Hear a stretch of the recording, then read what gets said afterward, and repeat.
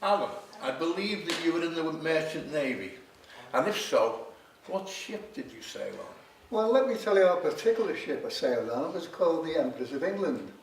And what was odd about that particular trip, when it sailed, we were halfway across the Atlantic and it was freezing because it was the first trip of the Empress boats after the summer season. Unfortunately, a gentleman from the engineering department decided to throw himself overboard. So we were all wondering why the ship stopped and started to reverse course. We went on deck, and then we were informed that this chap was on the winch deck, which was the crew's sort of relaxing part. You could go in the open air, there was no passengers involved. And this chap just said, "You don't believe he'll do it?" Unfortunately, that was to a young cabin boy. It was his first trip as well. So apparently the fellow just jumped on the side and into the water.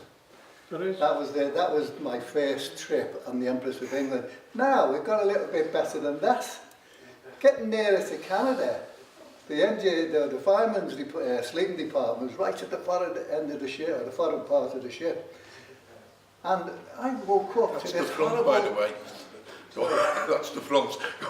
I woke up to this horrible noise, sliding and grazing. I thought, what the hell's going on here? And I couldn't, but nobody else seemed to bother.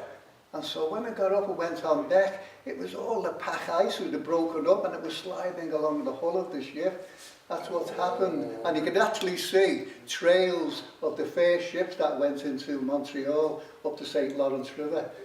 You could see that. And some of the boats you saw were these Scandinavian boats with deck cargoes of wood, and they seemed to disappear in the waves. So that was the first trip I did on the Empress of England. So to say it was exceptional.